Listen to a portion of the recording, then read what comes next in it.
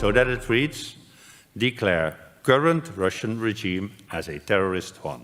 Ýewropa Geňeşiniň Parlamentler Mejlisinde Russiýanyň terror rejimi bolandygy barada rezolýusiýa geçirildi. We will now proceed to vote on the draft resolution contained in document 15631 as amended. The vote is open. Rezolýusiýada 100 agzadan birisi saklandy. Galan 99-sy Russiýanyň terror rejimi bolandygyny kabul etdi. Hitler'in Germaniýasyndan soň Ýewropada ilkinji gezek bir döwlet terror hökmünde tanalýar. Russiýa Ukrainadaky terrorçylygyny dowam etdirse, gyzga wagtyň içinde Birleşen Milletler tarapyndan hem terror rejim diýilip ulan edilmegi gaty ýakyn. Birleşen Milletler'de edilen soňky rezolýusiýada Russiýa gaty köp tarapdar ýitirendigi görüldi. Bu diýmek bolýar dünýädäki döwletler Russiýany öňküsýäli goldamaýar. Şunluk bilen Russiýanyň Birleşen Milletler'de hem terörist hökmünde kabul edilmegi gün-günden artýar.